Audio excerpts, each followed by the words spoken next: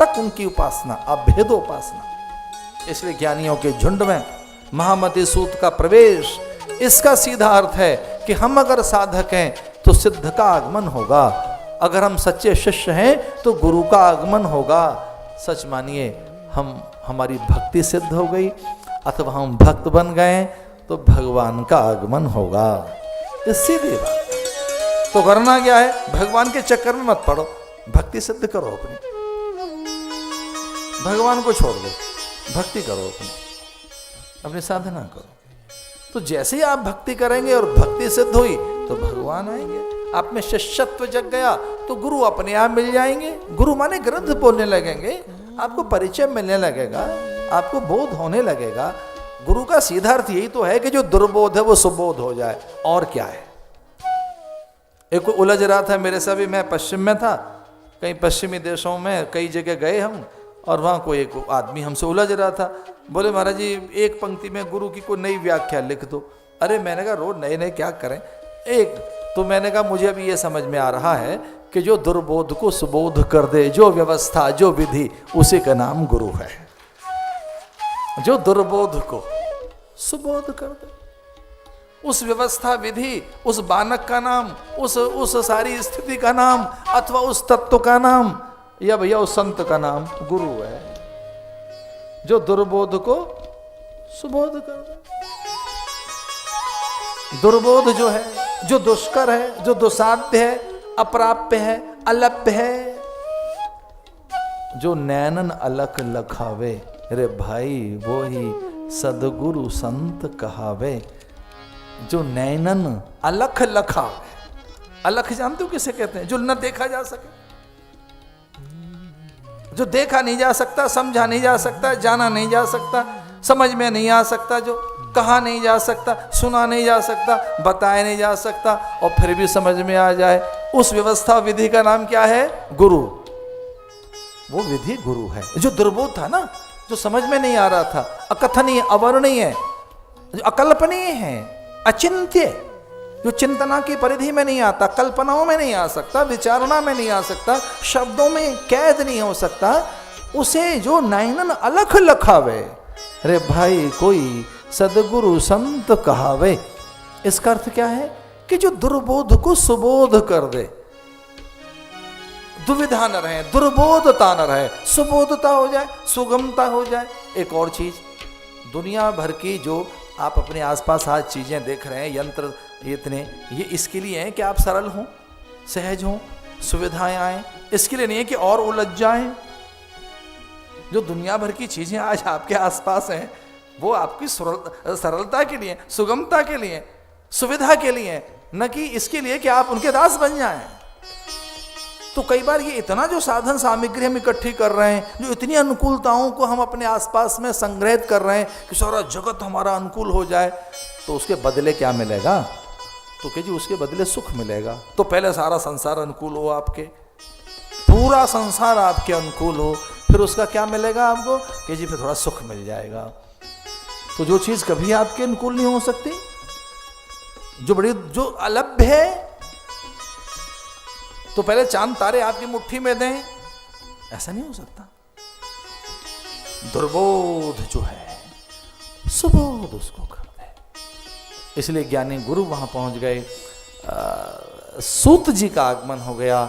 और ये एक अच्छी बात है, ये यूं समझने के लिए बात है कि तभी आगमन होगा उसका जब हम अधिकारी होंगे। तो 88,000 ऋषि अधिकारी पुरुष थे, इसलिए सूत जी का आगमन हो गया।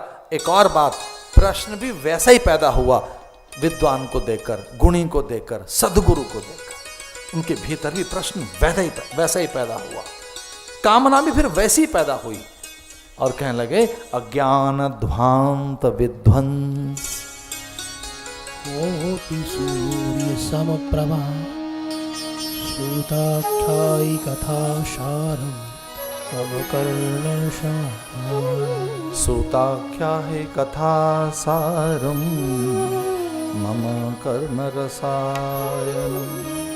88,000 ऋषियों के झुंड में से एक साधु उठकर खड़ा हुआ, शौनिक नाम के ब्रह्मचारी, और उन्हें सूत जी से कहा कि हम सब 88,000 ऋषि आपसे यही एक प्रश्न करते हैं कि किस तरह से अज्ञान का नाश हो। अज्ञान ध्वांत विध्वंस, हमारा अज्ञान कैसे खत्म हो। हम अपनी अज्ञानता से मुक्त होना चाहते हैं, वही जड़ है दुख की, उसका कैसे किस तरह से नाश हो। आपके पास तो बहुत ज्ञान है, आप सब पुरुष हैं, इसलिए ऐसी कथा सुना दीजिए। सोता क्या कथा सारम, खाली बैठे हैं कुछ अच्छा सा सुना दो।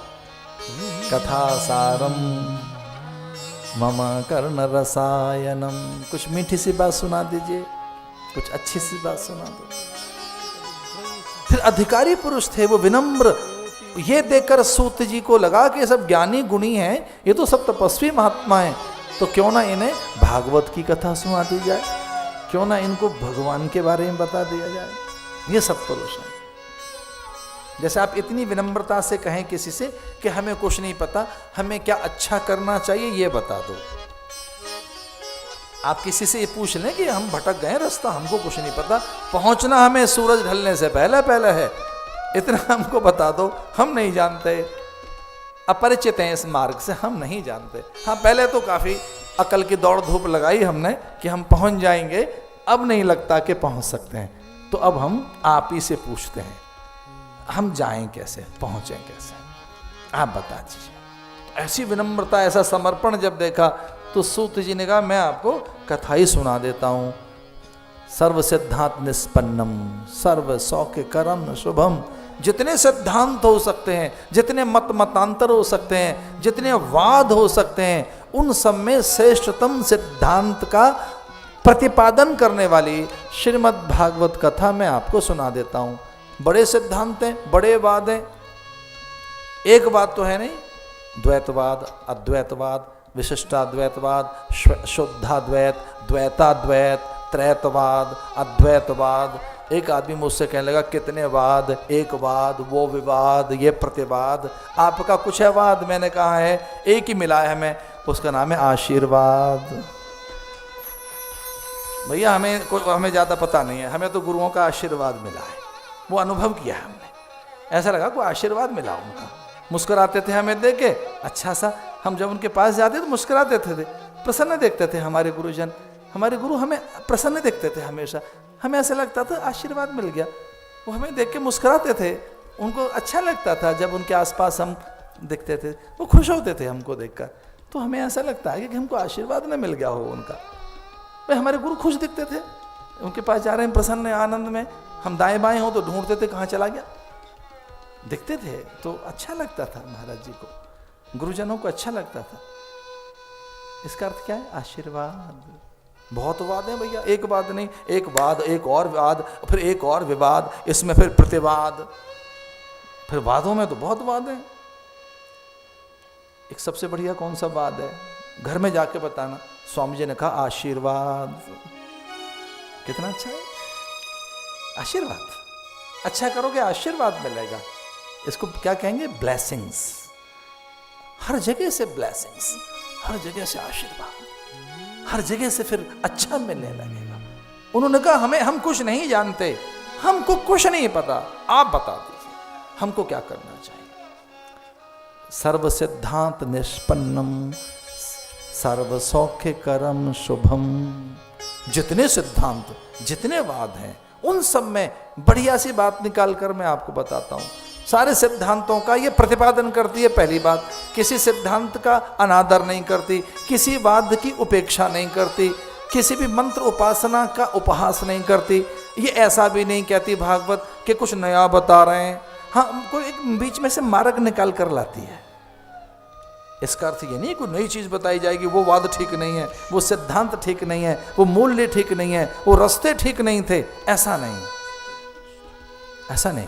वो कहती है को थोड़ा बीच में से मार्ग निकालते हैं। आइए मैं आपको भागवत की कथा सुना देता हूं। जन्म जन्मांतरेत भवेत पुण्यम तदा भागवतम लभेत। जब कई जन्मों के पुण्य प्राप्त हो जाते हैं, इकट्ठे हो जाते हैं, परिपाक विपाक हो जाए, वो फल देने के लिए व्याकुल हो जाए, तब भागवत आपके आसपास आती है। वो आखर रूप में, शब्द रूप में, कथा रूप में, प्रसंग रूप में, या भैया वो संत के रूप में और महापुरुषों के रूप में भी, क्योंकि जो भगवान की कृपा प्राप्त कर चुके सत्पुरुष हैं, भगवदोपलब्ध जो महापुरुष हैं, उन्हें भागवत पुरुष कहा गया है। जिन्हें भगवत सिद्धि हो गई है, अथवा जो निरंतर भगवान में रमण करते रहते हैं, जिनकी समग्र चेतना भगवदीय बन गई है, जो संपूर्ण जीवन भगवान को ही समर्पित कर चुके हैं, ऐसे सत्पुरुषों को, जिनका समग्र चिंतन चरित्र भगवदीय है, जिनमें भगवद आचरण रहता है, अथवा जो भगवान में रमे रहते हैं, कुछ और नहीं जिनमें सिवाय भगवान के, ऐसे महापुरुषों को क्या कहा गया? भागवत पुरुष। ये भागवत पुरुष हैं, उनको भागवत पुरुष कहते हैं। जैसे नारद, सनकादिक आदि, ये सब भागवत पुरुष हैं, क्योंकि ये भगवान के अलावा इनमें कुछ और है नहीं। तो जिसमें भगवान के अतिरिक्त कुछ नहीं है, और जो कुछ भी है वो भगवान का ही है। जैसे पुजारी का जीवन बड़ा सुंदर होता है। पुजारी भगवान के पास है, भगवान के पास सेटा तो चंदन घिस रहा है तो भगवान के लिए, भोग बना रहा है तो भगवान के लिए, साफ सफाई कर रहा है तो भगवान के लिए। तो जो पुजारी है, जो अर्चक है, उसकी समग्र चेतना और उसकी प्रवृत्तियां भगवदीय होती हैं। भगवदीय जो अर्चक है, उसमें ईश्वर के अतिरिक्त कुछ नहीं है, भगवान के अतिरिक्त कुछ नहीं है। सेवा सपरिया जो कुछ है वो भगवान के निमित्त है। इसे सभी सिद्धांतों का जो निष्पादन करती है। अज्ञान ध्वांत विध्वंस कोटि सूर्य समप्रभा,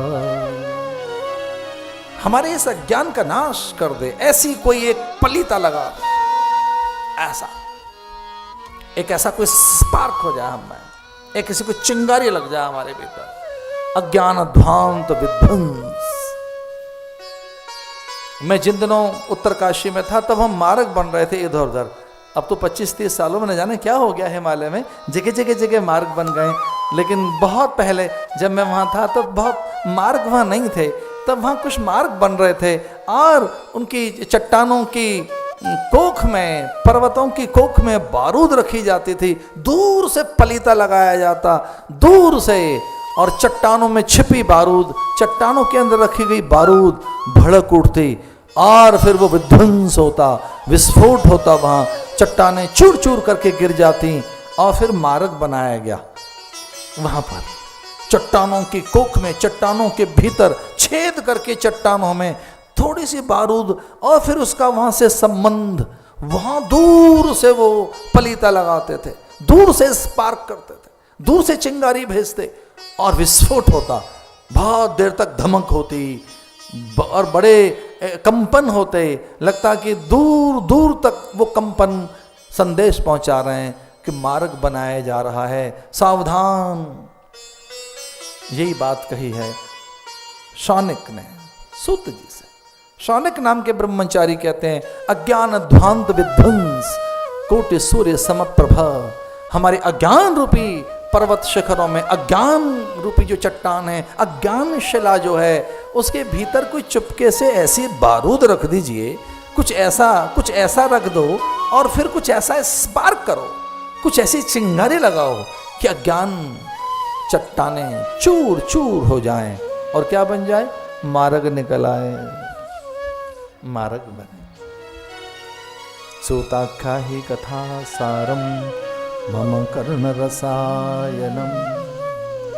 कितनी बड़ी बात है कि बारूद में पलीता लगाते हैं तो विस्फोट होता है, भयंकर कंपन होते हैं, लेकिन ऐसा मत करना, कानों में मीठा रसायन घोल देना। तो कानों के माध्यम से, कानों को चुने, कानों को चुनिए, कानों को माध्यम बनाइए, और कानों के द्वारा, कर्णरंध्रों के द्वारा, श्रवण रंध्र जो हैं, इनके द्वारा हमारे भीतर कोई चीज सरकाइए, और फिर स्पार्क कीजिए, फिर कोई पलीता लगाइए, जिससे कि हमारी चट्टानें चूर चूर हो जाएं और मार्ग दिखने लगे। लेकिन मम कर्ण रसायनम सूताख्यायी कथा सारम, रस्सा, सार सार अच्छा सा लगे। अब आप ऐसे इस धरातल पर कथा सुनाएंगे कि पार्वती सो गई, तो कई लोग तो पार्वती का पक्ष लेते हैं। कितने साधु महात्मा हमने ऐसे देखे तो 2-4 साधु तो हमें ऐसे मिले जिन्होंने पार्वती का पक्ष लिया। बोले महाराज पार्वती सही थी। तो हमने कहा क्या सिद्ध करना चाहते हैं आप? बोले भगवान उस धरातल पे खड़े होकर कथा सुना रहे हैं कि पार्वती की समझ में नहीं आई। तो फिर आदमी सो गया। कोई रसीली कथा होती, कथा में थोड़ा रस होता, कथा में थोड़ी सी कुछ शुष्कता हो गई होगी, कथा में कुछ शुष्कता आ गई होगी, कथा में बहुत ऊंची उड़ान रही होगी, कथा में कहीं उत्तुंग उड़ान, ज्ञान की ऊंची उड़ान, कथा में कोई बहुत ऊंचा दर्शन, तो कथा उस स्तर की सुनाई गई कि वो पार्वती नहीं सुन पाई, या लगा कि शुष्कता इतनी तो समझ में ही नहीं आ रही।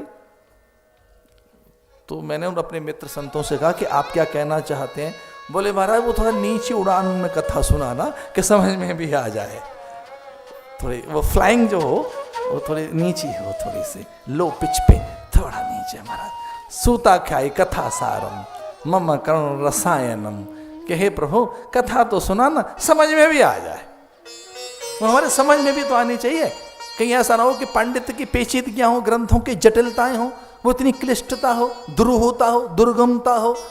कहीं ऐसा ना हो कि वो ऐसे सिद्धांत हो जटिल क्लिष्ट, अथवा वो कुछ हमारे आसपास समझ में ना आए। सरलता।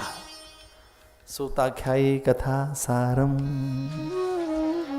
सार सार मीठी सी बात, कुछ ऐसा।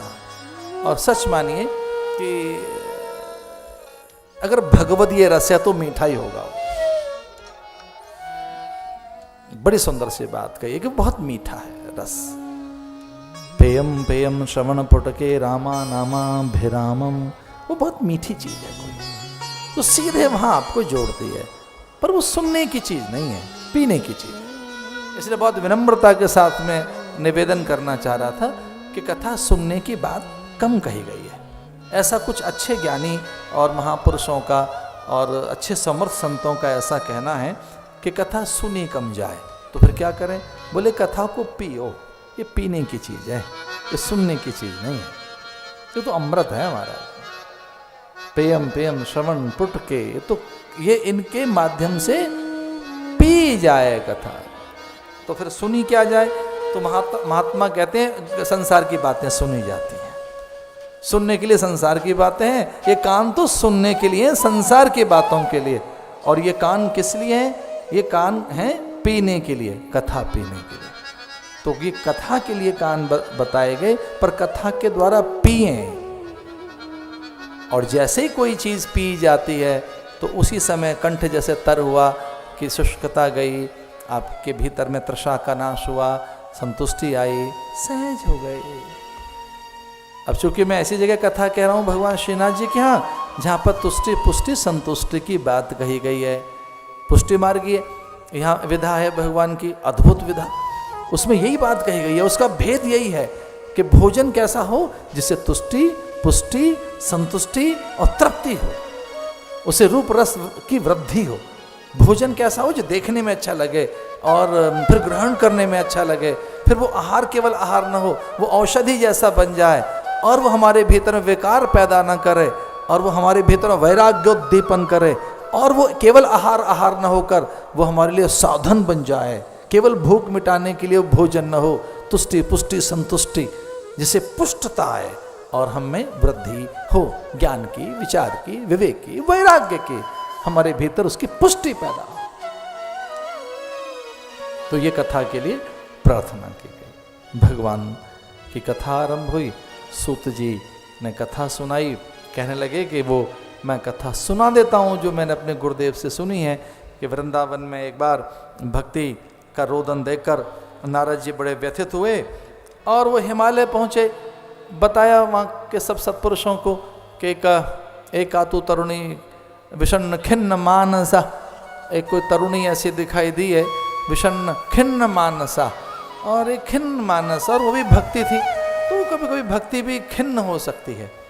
एक खिन्नता, देखो चित्त की ये 5 अवस्थाएं, क्षिप्त विक्षिप्त मूढ़ एकाग्र और निरुद्ध। कभी कभी हमारी चित्त की स्थितियां भी बदलती रहती हैं, मनोदशाएं बदलती रहती हैं, कभी कभी मनोभाव बदलते रहते हैं, और फिर आकृति भी वैसी बन जाती है। जो आपके मन में है, जो आपके चित्त में है, वो बाहर आता है कई बार। जो आपकी मानसिकता है, जो मनोदशा है, जो आपके संवेग संवेदनाएं हैं, अथवा जो द्वंद्वों का आघात संघात आपके चित्त पर है, अथवा जो भीतर की वासना और जो आपकी अनेक कामनाएं जो भीतर उथल पुथल कर रही हैं, वासना ऊर्मियाँ जब मुड़ती हैं तो मुखमंडल पर भी बड़े विषाद के चिन्ह आते हैं। तो कोई आदमी कई बार बहुत शोक में डूबा हो, भय में डूबा हो, रोग का चिंतन कर रहा हो, अभाव की वो कोई कल्पना कर रहा हो, शत्रु का ध्यान कर रहा हो, तो उसके चेहरे पर विषाद दिखाई देता है, उसके चेहरे से पता लग जाता है। मुखमंडल पर उसकी मुद्राएं भंगिमाएं बदल जाती हैं। और ऐसी ही कोई एक विषन्न खिन्न मानसा एकातु तरुणी, भागवत में ऐसी चर्चा है कि ऐसी कोई मैं देख रहा है, वो भक्ति बता रही हैं और वो कहती हैं मैं तो स्वस्थ हूँ, तरुणी हो गई, मैं तो ठीक ठाक हूँ, पर मेरी संतानें ठीक नहीं हैं, ज्ञान वैराग्य जर्जर हैं, वृद्ध हैं, मृतप्राय हैं, निश्चेष्ट हैं और ये प्राणहीन जैसे हैं, इनमें अब कोई प्राण नहीं रहे, जीवन नहीं रहा, इसलिए खिन्न हूँ, इसलिए विषाद। योग यत्न इतने कर लिए हैं, अनेक विधियां कर ली, बहुत प्रकार के उपाय कर लिए, कोई विधि छोड़ी नहीं कि ये जीवित हो जाएं। इनकी ये अचेत अवस्था, ये मूढ़ावस्था इनकी एक, और ये जो निष्प्राण हैं, ये जो ऐसे निश्चेष्ट हैं, इनमें कुछ चेष्टा नहीं है, क्रियाएं नहीं रही।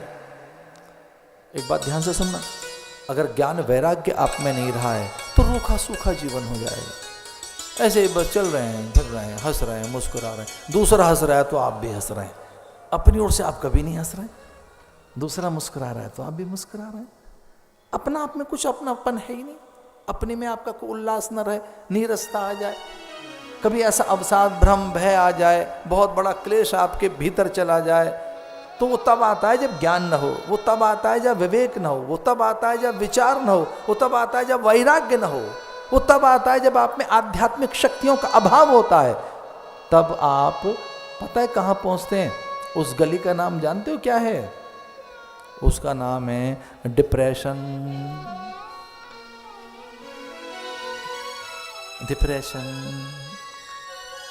हौले से फिर आप एक दूसरे कान में कहते हैं वो आजकल थोड़ी डिप्रेशन सी चल रही है। डिप्रेशन, स्ट्रेस हाँ ज़्यादा है आजकल। ये क्यों हो रहा है भाई? क्योंकि विवेक, विचार, ज्ञान नहीं रहा, प्रेम नहीं रहा, आप कुछ कहीं और पहुंच गए, दिशाहीन हो गया। तो जब जीव दिशाहीन हो जाता है तो फिर दशा कुछ और होती है, वो ठीक दशा नहीं होती, दुर्दशा हो जाती। एकातु तरुणी खिन्न विषन्न मानसा, भक्ति अपना नाम बता रही है। नारद जी बड़े विचलित हो गए, नारद जी हिमालय पहुंचे, नारद ने कहा कि भक्ति, स्वयं भक्ति विचलित है, व्याकुल है, खिन्न मानस है, विषादग्रसित है, बच्चे उसके मरे पड़े, ज्ञान वैराग्य उसके पुत्र हैं। और वेदांतवादी तो ऐसा कहते हैं ज्ञान बड़ा है, पर भागवत में ऐसा आता है कि ज्ञान बच्चा है भक्ति का। वेदांतवादी तो कहते हैं ज्ञान बड़ा है। अब बड़ा छोटा कौन है? कितने बड़े हों आपके को माता पिता तो होंगे ही भाई जी। बहुत बड़ा आदमी है तो बहुत बड़प्पन में भी खूब बड़े, कितने ही बड़े आप क्यों ना हो, तो बहुत बड़े होने पर भी कोई माता पिता तो होंगे ना आपके भाई, आखिर किसी से तो पैदा हुए होंगे। तो भागवत में ज्ञान की, ज्ञान वैराग्य की माँ का पता लगा हमको, क्योंकि ज्ञान वैराग्य की भी कोई माँ होती है। ज्ञान कितना बड़ा, ज्ञानम लब्धाम परम शांति, ज्ञान जो शांति देता है। ऋते ज्ञानान्न मुक्ति, जिस ज्ञान से मुक्ति मिलती है, जो ज्ञान मुक्ति कारक है, मोक्ष कारक है। ऋते ज्ञानान्न मुक्ति, जो ज्ञान मुक्ति देता है। और हाँ, ज्ञानम लब्धाम परम शांति, जो शांति कारक है, ऐसा ज्ञान, उस ज्ञान की माँ का नाम क्या है? भक्ति। भक्ति, भक्ति जानते हो क्या है? तो वो विधा है जो आपको सरल करती है, सहज करती है, सुकोमल बनाती है, संवेदनशील बनाती है। वो भक्ति का अर्थ है कि फूल देकर भगवान याद आ जाए, फल देकर भगवान याद आ जाए, फूल पाती जल, इन सब चीजों को आप सहेज के रखें, ये भक्ति। थाल में आपने कलियां चुन ली, पत्र पुष्प रख लिए, दुर्वा रख ली, हल्दी रख ली, थोड़ा मिष्ठान रख लिया, दिया बाती रख ली, धूप अगरबत्ती, और आप पूरे वातावरण को पवित्र कर रहे हैं। आप में झुकना आ जाता है, झुकना सीख लेते हैं। भक्ति माने विनम्रता आ जाती है। भक्ति का अर्थ ये है, आप अहम शून्य हो जाते हैं। भक्ति करते सब जगह भगवान देखते हैं, और यही ज्ञान की पराकाष्ठा है। ज्ञान की यही तो पराकाष्ठा है, सर्वम खलविदम ब्रह्म। तो भक्ति माने जो सब में आपको भगवान दिखाए, सिया राम में सब जग जानी। तो भक्ति एक आतु तरुणी विषण्ण खिन्न मानस में खिन्नता है, और उसकी निवृत्ति के लिए अब मुझे क्या करना चाहिए? तो सनकादिक ने कहा कि भागवत सुना देते हैं। डिप्रेशन का बस एक यही इलाज है, और कुछ नहीं। अगर विषाद है, भ्रम है, अवसाद का एक ही निदान है। जब अवसाद हो जाए, एक आतु तरुणी विषण्ण खिन्न मानसा, जब विषाद हो, खिन्न मानस हो, चित्त अस्वस्थ हो जाए, आप में क्षिप्तता विक्षिप्तता आ जाए, कुछ सही नहीं कर पा रहे हो, चिड़चिड़े हो, खुद परेशान हो, और हाँ दूसरे भी आपसे परेशान होते हैं। कई बार ये नहीं पता लगता।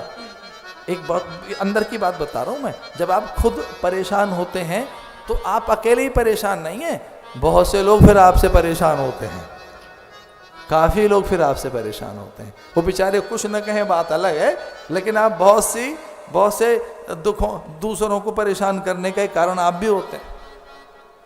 इसका अर्थ क्या? इसका अर्थ है विषाद में व्यक्ति अज्ञानी होता है, कुछ भी करता है। अवसाद योग, गीता अवसाद से आह्लाद की यात्रा है।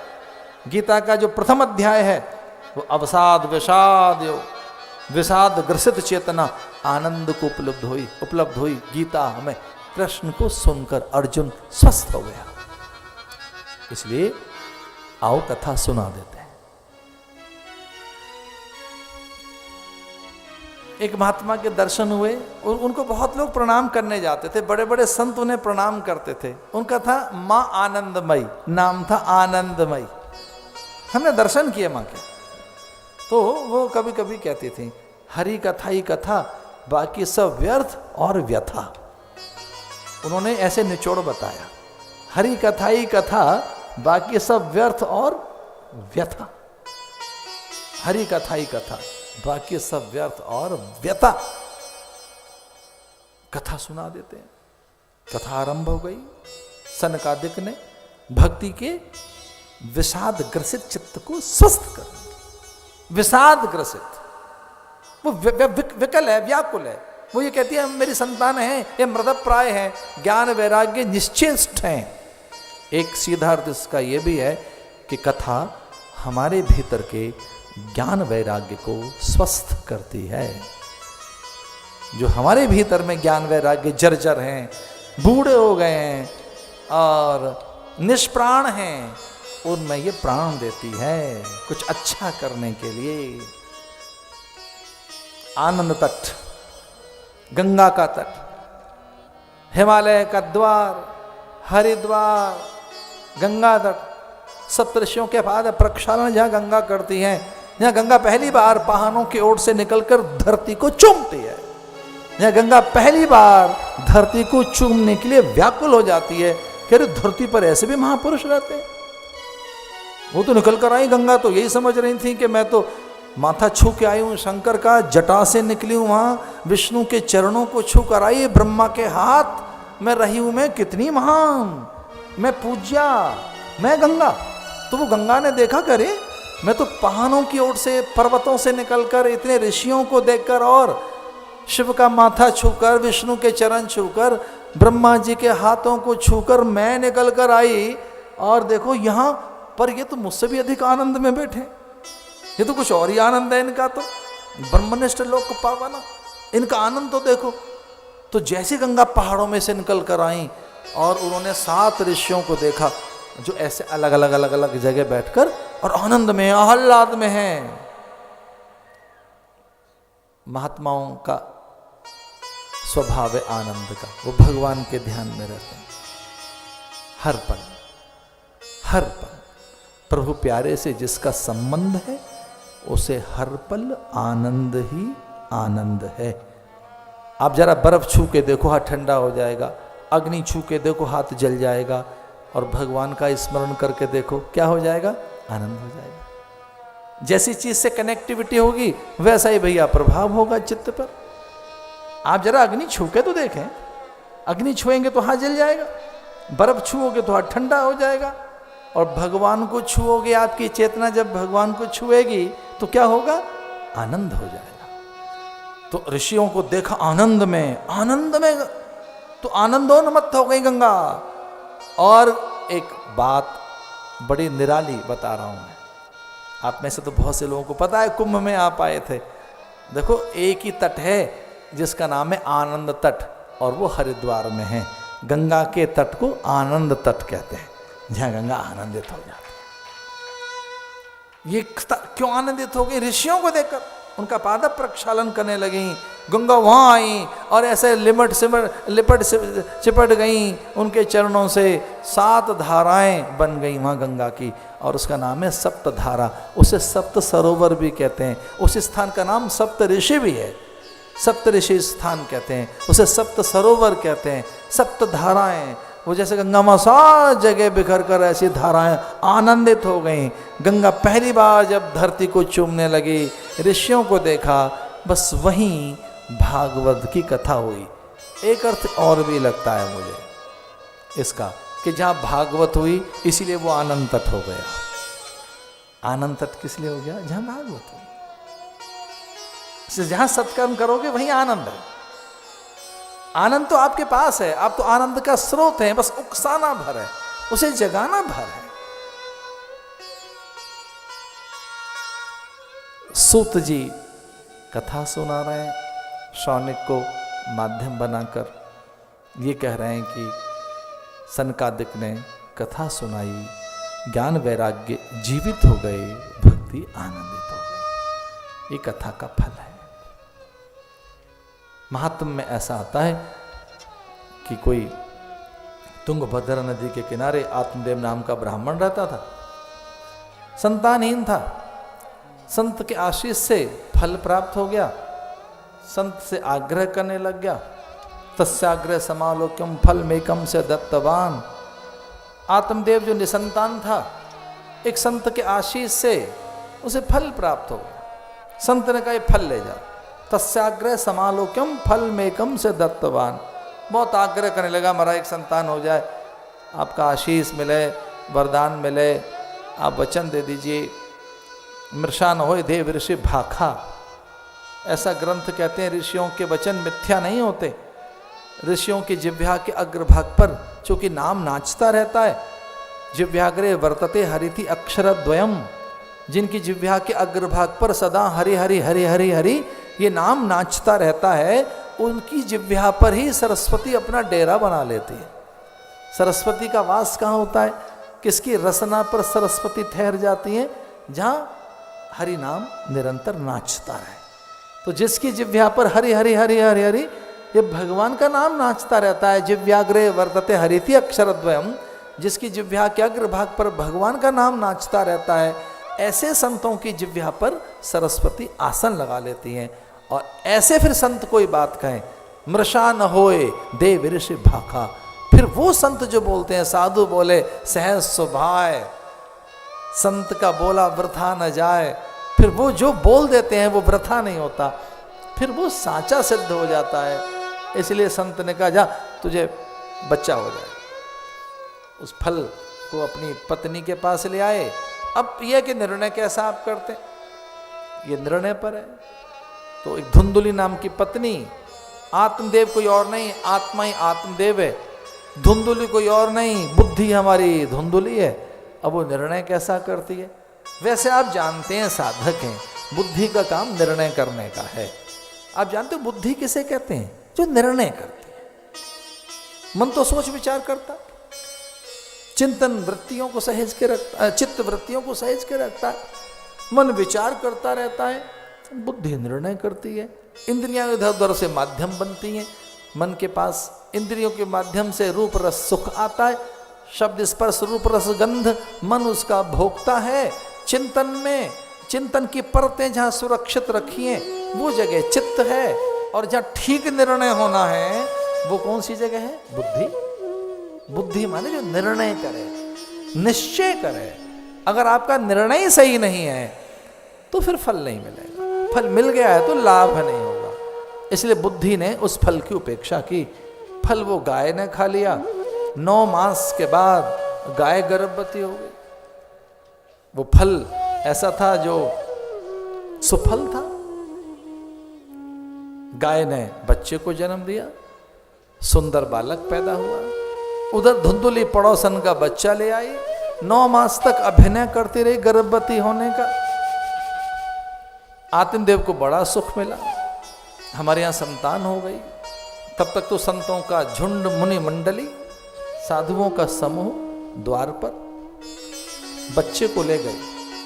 विद्या में रुचि बालक की, गौकर्ण चला गया संतों के साथ। ये वृत्ति की बात है, प्रवृत्ति की बात है। जैसा आपका अंतःकरण में जैसी वृत्ति होगी वैसी प्रवृत्तियां बनेंगी, वैसी स्वीकृति पैदा होगी, फिर वैसा ही स्वभाव बन जाएगा भैया, आपका वैसा ही चरित्र बन जाएगा।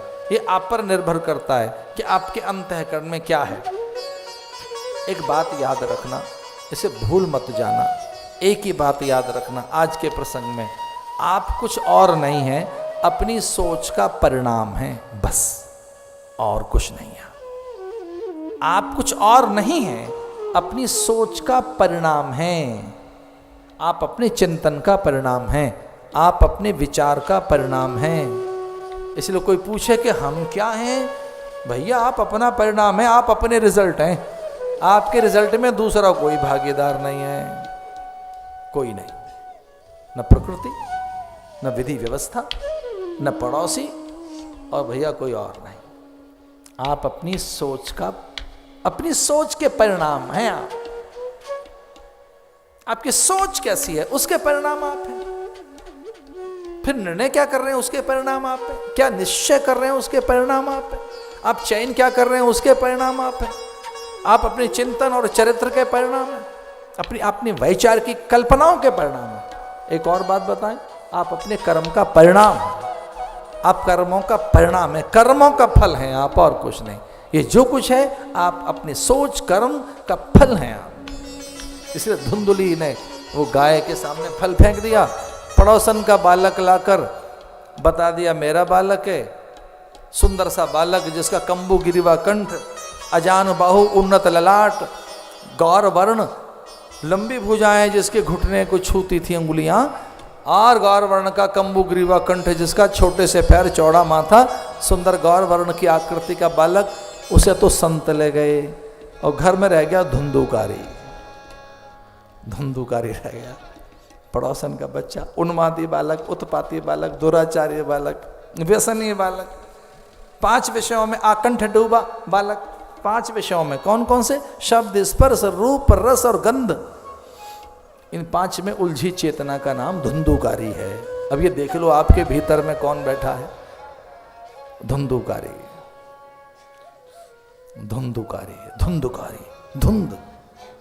धुंध माने जिसमें कुछ दिखता नहीं है। जो उत्तर भारत के लोग हैं उनको धुंध का ज्यादा बोध है। धुंध किसे कहते हैं, कोहरा किसे कहते हैं? ये कोहरा तो उत्तर भारतीयों को अधिक पता है। दक्षिण भारतीय शायद एक कदाचित कुछ ही जानते हो कि धुंध क्या है। ये मिस्ट किसे कहते हैं, फॉग किसे कहते हैं। हमारा 15 दिन तक उसी का राज चलता है। कई बार तो उत्तर भारत में 20 दिन, कई बार सूरज कुछ पल भर के लिए आता है। धुंध जिसमें कुछ नहीं दिखाई देता, ऐसी धुंध हमेशा छाई रहे भीतर,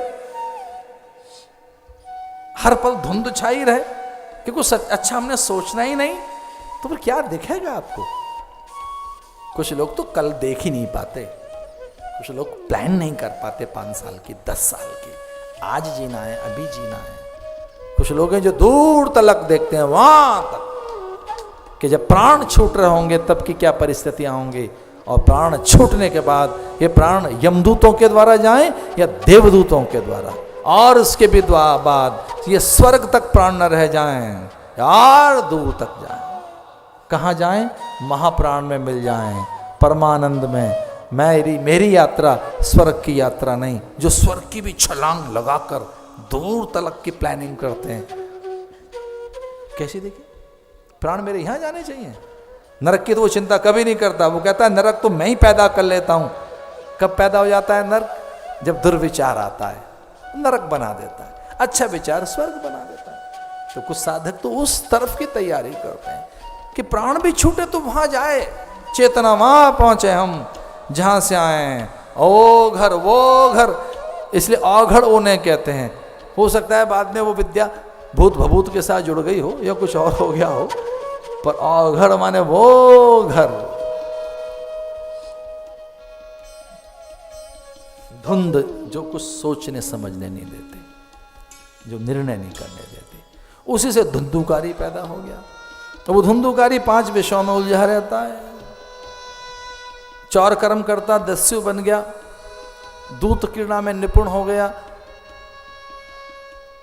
जुआ खेलता था, जुआ में धन हारने लगा। धन कहां से लाए? तो मां के गहने उतार लिए, एक बार धन छीन लिया। अब मां को मारने लगा, चूल्हे की जलती लकड़ी लेकर मस्तक पर प्रहार किया। बता कहां धन है, बता।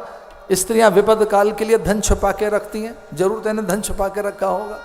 निकाल के ला, कहां है? मां भागी प्राण बचाने के लिए, कुएं में गिरकर मर गई मां।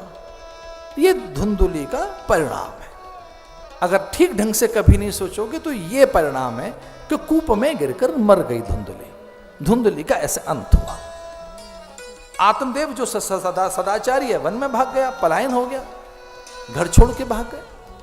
कुछ लोग ऐसे ही करते, कुछ नहीं आएगा तो ठीक है साधु बन जाएंगे, यानी जो डिस्कार्डेड हैं और बेकार किसी काम के नहीं है, और जब हार गए हो तो फिर साधु बनोगे, यानी हारे हुए लोग हमारे पास आएंगे, क्या हम तो साधु बन जाएंगे। मतलब जब कुछ नहीं समझ में आएगा, हारा हुआ जुआरी हमारे यहाँ आएगा, थका हुआ आदमी, बेचैन, लेकिन हाँ एक आस तो है।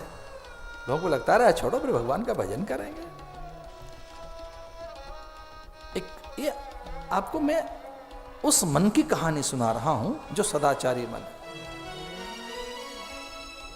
मैं उस बुद्धि की कहानी सुना रहा हूं जो कुछ सोच नहीं पाई, आत्मघाती बुद्धि, वो तो मर गई। एक दुराचारी बालक है, उसने पूरे जीवन को विद्रूपित कर दिया। वो वैश्याओं के संग में रहता है या वो दुराचार करता है, और सदाचारी व्यक्ति घर छोड़ के भाग गया। पर घर छोड़ने से मन शांत हो जाता है क्या? घर छोड़ने से मन, झील के पास जाकर मन शांत हो जाएगा क्या? आपका भैया मूड स्पॉइल है और आप फिर दरिया और झील के किनारे बैठे हैं, तो ये कोई जरूरी नहीं कि झील आपको सुंदर कर दे, शांत कर दे। वो थोड़ी देर का परिवर्तन हो सकता है। दुराचारी बालक वैश्याओं के संग में, शब्द स्पर्श रूप रस गंध के 5 विषय ही वैश्याएं हैं, ये इन्हीं का संग। बहुत देर से कथा चल रही है, 1-2 बार भगवान का नाम लेते हैं, प्रसंगों की ओर बढ़ते हैं। आओ 1-2 बार नाम लो भगवान का।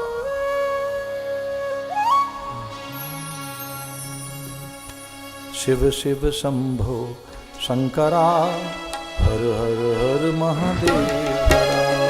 शिव शिव शंभो शंकरा, हर हर हर महादेव।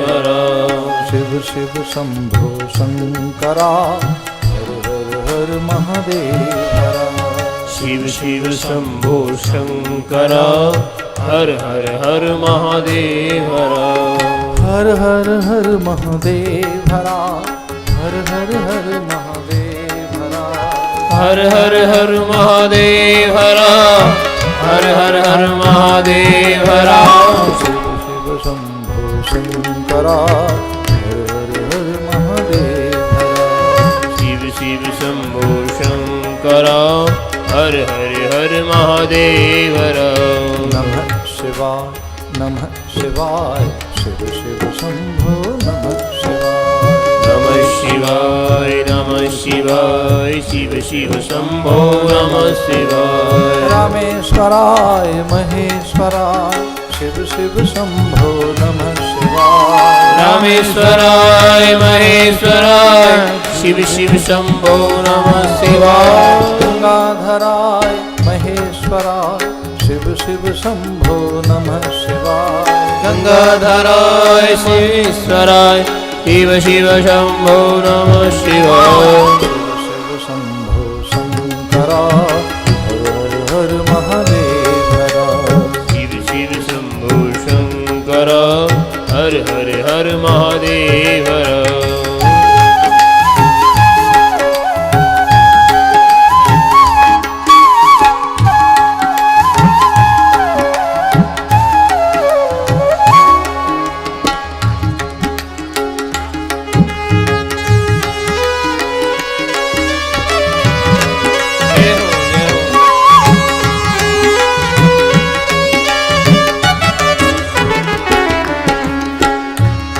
गोदी में गिरसुता शीस गंगा बलिहारी।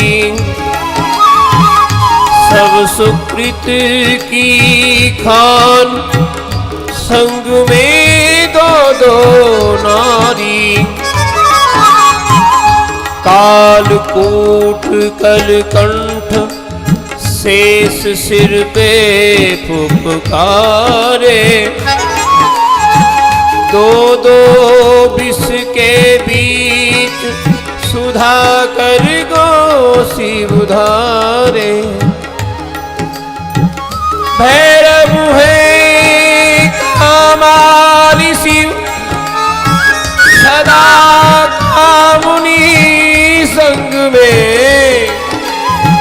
सकल अमंगल बेस है सब मंगल है हाथ में।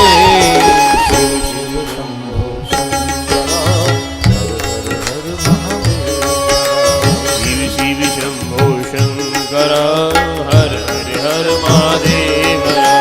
हर हर हर महादेव, हर हर हर महादेव, हर हर हर महादेव हरा। हर हर हर महादेव हरा।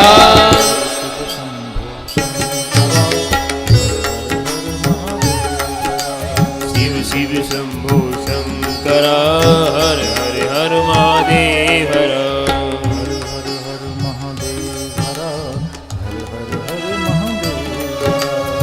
हर हर महादेव, हर हर हर महादेव, हर हर हर महादेव, हर हर हर महादेव, हर हर हर महादेव। भागवत के महात्म्य में धुंधुकारी की दुर्गति विषयों के कारण और उसकी मृत्यु और उसका फिर ऐसे निकृष्ट योनि में प्रवेश, प्रेत योनि। आत्मदेव का जंगल में भटकना, गौकर्ण को घर की सुध आ गई, पिता को बोध कराया, चित्त शांत हुआ, आत्मदेव का सारी कथा सुनाई कि किस तरह से धुंधुली की मृत्यु हो गई। धुंधुकारी का पता नहीं कहाँ है, अपने अध्यात्म बल से अनुभूत किया, धुंधुकारी को प्रेत योनि में पाया। संकल्प किया, ज्ञान यज्ञ करिष्यामि शुक शास्त्र कथोज्वलम। ज्ञान यज्ञ करके शुक शास्त्र कथोज्वलम, जो शुकदेव ने कथा सुनाई थी परीक्षित को, वो ज्ञान यज्ञ करूंगा मैं, मृत्यु से मुक्त करूंगा, मृत्यु के भय से और इस प्रेत योनि से भी। ज्ञान यज्ञ करिष्यामि शुक शास्त्र कथोज्वलम, मैं ज्ञान यज्ञ करूंगा। इसलिए ज्ञान यज्ञ का संकल्प लेकर गौकर्ण ने अपने भाई की मुक्ति के लिए, इस पर कभी जरूर चर्चा करेंगे कि कुछ मंत्र ऐसे हैं जिनकी धमक वहां तक जाती है। कुछ विद्याएं ऐसी हैं जो विद्याएं अदृश्य, अनाम, अरूप, अमूर्त हैं और उनके प्रभाव भी कुछ होते हैं। वो अनाम है, अरूप है, अमूर्त है, वो अदृश्य है, पर उसका तत्काल प्रभाव होता है। इसलिए मरे हुए को जो मुक्त कर रहे हैं, उस विद्या का आह्वान करके वह भागवत की कथा सुनाता है और अपने भाई को मुक्त करता है। ऐसी विद्या आपके हाथ में छोटा सा यंत्र कभी होता है, आपके टीवी मॉनिटर पर चित्र बदलते हैं, दृश्य बदलते हैं। आपने कोई एक अंक दबाया तो खेल आ गया, दूसरे में कुछ नृत्य आ गया, तीसरे में कुछ और दृश्य है, चौथे में कुछ और है। आपने कुछ अंक बदलते हैं, यहाँ दबाते हैं, अक्षर दबाते हैं, कुछ यहाँ वो तरंगें अदृश्य जाकर वहां पर बदल देती हैं चित्र। इतना प्रभाव होता है तरंगों का। विधि पूर्वक अगर ये कथा सुनी जाए तो ये उस योनि से हमें मुक्त कर देती है जो योनि दुख भरी है, भय भरी है। उनके लिए भी कथा सुनी जा सकती है जो इस धरती पे नहीं।